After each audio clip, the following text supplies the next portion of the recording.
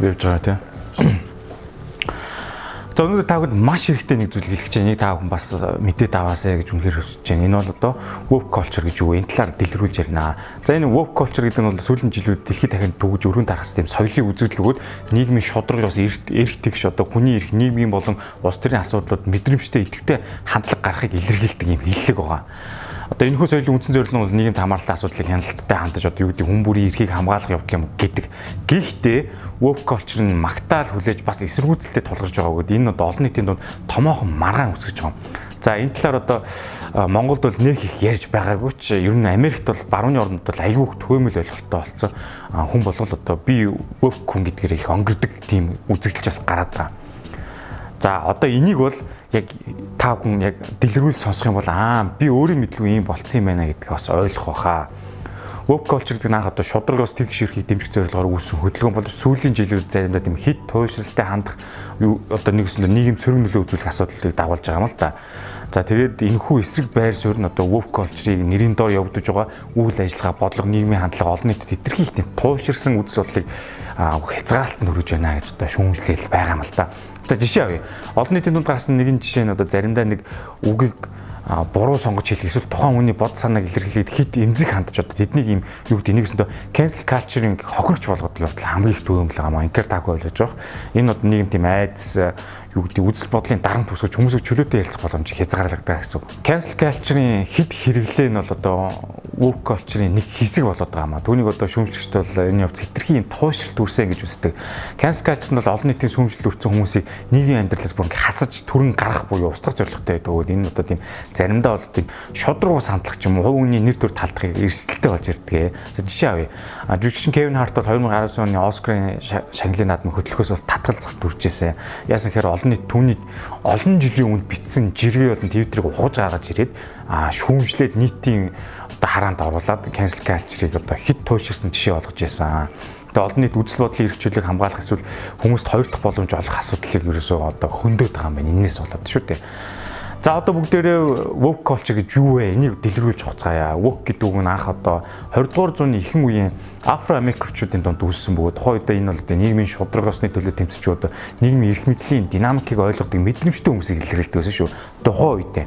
Харин орчин үед бол хэрэглэн одоо woke гэдэг нь одоо нийгэм тийм тэгш эрх шударгаас хүний эрхийг хамгаалах ялангуяа тийм арьс өмнө үзэл хүйсийн ялгуурал LGBTQ одоо эрх тэгээд байгаль орчиг хамгаалах зэрэг асуудлуудад мэдрэмжтэй хандах идэвхтэй оролцохыг одоо илэрхийлдэг болчиход байгаа. Woke culture гэдэг нь одоо анх үзэл баримтлалуудыг дэмждэхэд дунд бол үүсэн хандлага, үйл ажиллагаа, соёл нийгмийн хөдөлгөөнүүдийн цогц байсан. Энэ олон талт одоо байдлыг ерөнхийдөө дэмжиж бүх хүний эрхийг хамгаалахыг эрхэмлдэг байсан. Гэвч одоо woke culture заримдаа хит туушраад эсвэл зөрчилд одоо хүргэж болзошгүй байдалтай болсон одоо үүний эсрэг одоо маргаан болох гол шалтгаан болоод байгаа. Woke culture-ийн үүсэл түүхийг хэдүүлээ ярилцъя л да. За энэ нь бол одоо яг анхны үндэс нь бол иргэний хөдөлгөөний эрхийн одоо иргэний хөдөлгөөн болон феминизм LGBT болон эрхийн төлөөх тэмцэл болон бус нийгмийн хөдөлгөөнүүдээс бол үүссэн. За тэгээд 1960-аас 1970 оны үед бол хүчээ авч арьс өнгөний ялгуурлын эсрэг тэмцэл болон тэгш эрхийн төлөөх хөдөлгөөнүүдээр дамжуулан өргөн хүрээтэй болсон. За тэгээд 20 дугаар зууны сүүлч буюу 21 дугаар зууны эхэнд woke гэдэг үг нь одоо нийгмийн асуудал сэрэмжтэй байх гэсэн утгыг агуулж нийгмийн шударгаасны төлөө тэмцэж буй хүмүүсийн нэр томьёо болж хувирсан байна. Орчин үеийн нийгэмд бол ялангуяа нийгэм сүлжээнд woke хандлага нь бол хүчтэй дэмжлэг авч глобал хөдөлгөөн болон өргөцсөн ер тэгжилж болно. За бид бүхэн бол ингээд яг woke culture гэж мэдгүй ирнэ ерөөд энэ хөдөлгөөнд ингээд орцсон, автсан, дотор нь ингээд явцсан байгааг л би ойлгох гэдэг юм л да.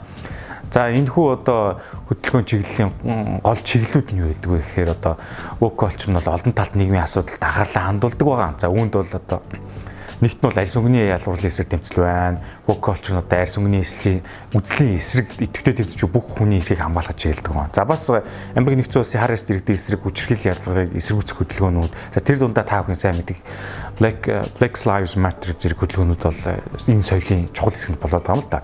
За хоёрт болохоор хүүсийн тэгш эрхийн төлөөх одоо феминизм болон гендрийн тэгш эрхийн асуудлууд бол woke culture-ийн гол чиглэлүүдийн нэг болоод байгаа. Хүүсийн ялгуурлыг эсэргүүцэх эмэгтэйчүүдийн эрхийг хамгаалах гендрийн олон талт байдлыг хүлээн зөвшөөрөх зэргээр энэ соёлын тэгш эрхийг бол дэмжиж байгаа. За LBGT-ийн одоо эрхийн төлөөх тэмцэл бол эдгээр хүмүүсийн эрхийг хамгаалах, тэдний тэг шаардлагыг дэмжих work culture-ийн одоо чухал хэсэг л байгаа юм л да. Энэхүү соёл нь LBGT хүмүүсийн гэрэлтийн эрх, ажлын байр, тэгш эрх, бэлгийн чигээр хэмжээгээр ялгарлан гадуурхаас одоо сэргийлэх зэрэг асуудлуудыг дэмжиж байгаа. За сая бол 3 байсан. Дөрөвт нь байгаль орчныг хамгаалах байгаа. Work culture нь одоо байгаль орчныг хамгаалах асуудал чухал үүрэг гүйцэтгэж байгаа. Энэ бол одоо дэлхийн дулаар уур амьсгалын өөрчлөлт, ногоон эрчим хүчний хэрэглээ, хогоо эдлийн буруулалт зэрэг асуудлыг дэмжиж олон нийтийн талаар энэнийг одоо мэдрэмжтэй идэвхтэй хаягуул уриалж байгаа. За сая бол одоо үндсэн work culture багтдаг одоо үндсэн дөрвийг ярьлаа шүү дээ. Одоо болохоор одоо энэ work culture-ийн нийгэм төзлөх нөлөөний талаар бас ярих гэж бодлоо л да. За нийгмийн өөрчлөлтүүд нь энэ одоо соёлын одоо шударгуус нийгмийн эрдэгчид дэмжих замаар нийгэмд эерэг өөрчлөлтийг авчирч байна л гэж ярьж байгаа. За энэ нийгмийн олон талт байдлыг хүлээн зөвшөөрөх, хүний эрхийг хамгаалах одоо юу гэдэг нь уламжлалт хөвшил ойлголтуудыг өөрчлөлтөд чухал үүрэг гүйцэтгэл байгаа л да. За гэхдээ бас өөр юм байна. Энэ юу гэхээр компани одоо бодлогодох нөлөө байгаа. Work culture нь одоо компаниудын бодлого засаглалд чухал нөлөө үзүүлж байгаа гэдэг. Тэр нь юу гэхээр олон компаниуд ажилтныхаа тэгш хэргийг дэмжих, олон талт байдлыг дэмжиж бодлого хэрэгжүүлж нийгмийн хариуцлагаа нэмэгдүүлэхийг зорж байгаа юм л да. За энэ компани нийгмийн төв төрхийг одоо сайжруулахад нөлөөтэй гэж харж байгаа. За одоо болохоор үүнээс үүдэлтэй нөгөө талд нь буюу эсэргүүцэл маргаан юу болоод байгаа юм бэ? Work culture нь мөн эсэргүүцэлтэй их тулгарч байгаа. Зарим хүмүүс бол соёлын хит туйширсан эсвэл хит зөвтгсөн гэж үздэг. За энэ заримдаа цензурын асуудал гэж болоод байгаа юм л да. Хүний эрх чөлөөг хязгаарлах эрсдлээ гэж шүүмжлээд байгаа. Зарим шүүмжилж байгаа хүмүүс болохоор work culture-ыг хитрхи туйшрамтай үйл ажиллагаанд хүргэж одоо хүмүүсийг ялгарлан гадуурх эсвэл cancel culture-ыг аюул их дэмждэг гэж ярьж байсан. За хэдүүл жишээ авъя л да. Black Lives Matter хөдөлгөөн бол одоо work culture-ийн тод жишээ өгд. Энэ арьс өнгөний ялгарлын эсрэг тэмцээг өрөөж нийгмийн шударгасны төлөө тэмцэлд олон сая хүнийг хамруулсан таагүй санаж байгаа. 2020 онд одоо нэг George Floyd-ийн аллагаас хойш дэлхийд даяар өрнөсөн энэ хөдөлгөөн шүү дээ. Work culture одоо хамгийн гол хөдөлгөгч нэг хүчин нэг болсон гэж үзэж байгаа. За хүүсийн тэгшүүрхэн төлөөх одоо хөдөлгөөнүүд байдаг. Энд бол одоо та бүхэн сайн мэдих Me Too гэсэн хөдөлгөөн орж байгаа. Хүүсийн тэгшүүрхийн гендрийн хүчирхийлэл эсрэг тэмцэл чухал үүрэг гүйцэтгэсэн одоо work culture-ийн хамгийн нэг жишээ бол энэ хөдөлгөөн байгаа. За тэгээд ажил дээр бол нийгмийн амьдрал хүүсийн хүчирхийлэл эсрэг тэмцэж гендрийн тэгшүүрхийг бол хамгаалаг уриалсан байгаа. За мөн одоо байгаль орчны хөдөлгөөнүүд бол одоо та бүхэн сайн мэдэх нэг жоох охин одоо ч том болсон дөө Грета Тунберг гэдэг нэг охин байгаа шүү дээ. Залуу итгэгчнүүд одоо тэр уур амьсгалын өөрчлөлтийн эсрэг хөдөлгөөнүүд бас энэ work culture одоо байгаль орчны талаарх мэдрэмжийг бол илэрхийлээд байгаа. Одоо саяны дөрцөн охины нэг Fridays for Future гэх хөдөлгөөн байна шүү дээ. Тэр нь бол дэлхийд даяар байгаль орчны асуудлыг олон нийтийн анхаарлын төвд бол авчирч чадсан. Бас энэ давуу талтай шүү. Бүх одоо сайнтай муутай бүх юм хоёр талтай. Тэгэхээр ер нь энэ work culture нь одоо нийгэм шудрагаас тэгш эрхийг дэмжих зорилготой орчин үеийн соёлын одоо хөдөлгөөн гэж ойлгож байна. Энэ нь бол арьс өнгөн за тэгээд сая ярьдаг gender, LBGT хүний асуудал, байгаль орчин зэрэг асуудлыг дэмжиж байгаа. Гэсэн хэдий ч энэ соёл нь маргаантай өгөөд заримдаа хит туйширсан хандлага одоо cancel culture зэрэг асуудлыг үүсгэж байгаа маа. Work culture үр нөлөөнд компаниудын бодлогоос эхлээд нийгмийн өөрчлөлт хүртэл тийм өргөн хүрээнд мэдрэгдэж байгаа ч гэсэн соёлын ирээдүйн чиг хандлагад бол олон нийтийн дунд үргэлжлэн тийм яриа болон хэлэлцээр байгаа. Яг зөв үү бас буруу юу яадаг чинь тиймэрхүү мэдлэр. За одоо миний ярих чинь хамгийн гол сэдв орж ийн бол work culture-ын одоо өсөлтөнд одоо медиа, кино болон томоохон корпорацууд хэрхэн ашигтайгаар оролцож өөрсдийн дүр төрхийг сайжруулах, зах зээлд илүү амжилттай байр суурийг эзлэх боломжийг олгож байгаа талаар хэлэх гэдэг л да. Одоо энэ том корпорацууд бол олон нийтийн хандлагад нийцүүлэн стратеги өөрчлөн бүтээгдэхүүн үйлчлэгээнийхээ зар сурталчилгааг олон нийтийн тал байдлыг дэмжих байдлаар явуулж одоо өөрсдийн ашиг орлогыг нэмэгдүүлэх боломжийг илэрхийлж байгаа. За тэгээд медиа компани, кино корпорацууд одоо хэрхэн work culture-д оролцож байгааг зарим жишээг бас тайлбарлая л та. Дэлгэцэн дээрх олон талт байдал гэж ярьдаг л та. Тэр нь болохоор кино болон телевизийн салбарт work culture-ийн өсөлтийг ашиглан дэлгэцээр олон талт байдлыг дэмжихийг эргэлдэж байгаа. За энэ бол одоо тэгээд хөөс, арьс өнгө, бэлгийн чигээр хэмжээ олон үндэсний соёлын янз бүрийн байдалтай холбоотой тухайн хоолой, дуу хоолойг хүргэх, төлөвлөлийг нэмэгдүүлэх, харилцан ойлголт, сүлээн зөвшөөрөхийг уриалгах замаар олон нийтэд медиагаар хүргэх болсон. Хамгийн ойрын жишээг бол одоо Black Panther одоо кино таг мэдж байгаа шүү дээ 2018 онд гарсан Marvel Studio-ийн бүтээл. Тэгээд энэ кино гарснаас хойш хар арьстай супер баатар бол одоо Африк соёлын өрнөс байдлыг дэлгэцэнд авчирч дэлхийн хэмжээнд асар их амжилтанд хүрсэн. Тэгээд кино бол одоо ашиг орлогоор бол бүр 1.3 тэрбум $, давж олон улсын түвшинд бол одоо маш олон талт байдлын тэмцлийг бол дэмжсэн гэж үзэж байгаа. Солиотой баян Аз үздэг кино та бүхэн мэдж байгаа 2018 гарсан. Энэ одоо Аз гаралтай жүжигчдүүлэн Аз соёлын дотор олон талт байдлыг харуулсан анхны Холливуудын томоохон кинонд нэг болсон. Тэгээ санаж байгаа бол бас нэлээд гайгүй орлого болсон. Ер нь дан Аз гаралтай жүжигч тоглоод Азийн хүмүүсийг бас харуулсан. За тэгээ үүнээс үүдээд юу болж байгаа гэхээр Оскарын шагнал болон бас томоохон киноны шагналд олон талт байдлыг нэмэгдүүлэхэд бол дүрм журмандаа өөрчлөлт оруулж ихсэн. Шагналын дэвшилтэнд бол олон талт байдлыг дэмжиж одоо студи продакшнуудын олон төрлийн уран бүтээлчдийг оролцуулсан. Тэгээ жишээ нь 2020 оны Оскарын шагналд шинэ дүрм журам гараад тэр нь одоо шилдэг киноны номинацийн шалгуурыг олон талт байдлыг илүүтэйгээр дэмжиж чиглэсэн. Энэ одоо хүүсийн тэгш ирэх үүдийн үндэсний болон соёлын янз бүрийн байдал хөгжлийн бэрхшээлт уран бүтээлч оролцоог нэмэгдүүлэх чиглэсэн байжсэн. Тухайн үед тайлбар дэмжсэн. За иймэрхүү медиа дээр бол тэгээд Сүм Үкүний нөгөө түүхэр чинь одоо Tencent компани тоглоом хийсэн шүү дээ. Тэр нь одоо амар алт олон сая хүмүүс үзэл. Гэхдээ шүүмжлэл төрсөн. Тэр нь яасан бэхээр гэдэг lack of the diversity юу гэдэг те олон талт байдал дутагцсан гэдэг бичсэн байгаа байхгүй шүүмжлүүд нь. Тэгэхээр бидний ойлгож байгаа бол Сүм Үкүний кино чинь тийм түүхийн те тэнэс чимсэл тулаан малаатай кинонд юун тэр LGBT болон юу гэдэг хар арьстай оруулах боломж зохиолн тийм боломжгүй байхгүй. Тэгэхээр энэ одоо энэ woke culture-оос ингээ бүх юм руу бас хаяа ороод байгаа маань жоохон заримдаа туйшаад гэдэг жишээ нь энэ бол одоо брендийн сурчлага стратегтэй бол одоо корпорацууд woke culture брендийг сайн одоо хамруулад байгаа. Брендийн төтөрхөө сайжруулах зах зээл өрсөлдөх чадварыг нэмэгдүүлэх хэрэгсэл болгон ашиглаж одоо зар сурталчилгаанд олон талт байдлыг дэмжсэн юм мэдрэмжтэй гайг өрөөсөн зохиолоор аягүй реклама хийж байгаа маа. Одоо таагүй анзаарсан бол маркетингийн одоо юу гэдэг хамгийн том наадам буюу Cannes ингээд цуглаад маркетингийн шилдэг одоо аженсуудыг хийсэн бүтээлээ шалруулдаг. Энэ болохоор шилдэг шагнал авсан бүтээлүүд нь голцоог нөгөө нэг энэ бидний яриад байгаа woke culture-ийн одоо олон талт байдлыг харуулсан ийм сурталчилгаанууд аваад байгаа. За жишээ нь одоо хэдүүлээ ярил л да. Компаниуд хэрхэн одоо энэ woke culture-ыг сурталчилгаанд оруулж нэхэр 2018 онд Nike компани NFL-ийн тоглогчдод Colin Kaepernick-тэй хамтран Just Do It компанид ажиллаа явуулсан. Бөгөөд одоо энэ нь болохоор арьс өнгөний үзлийг эсрэг тэмцэхэд бол үндэсний одоо төрийн дуулынхаа үеэр өвдөг дээрээ сууж байсан үйлдэлээр алдартай болж исэн. За Nike компани энэхүү компанид ажиллана арьс өнгөний үзлийн эсрэг тэмцэл шударгаас дэмжих уриалгатай байсан. Тэгээд залуу үеийн дунд бол нэлээд өндөр үнэлгээ авсан л та.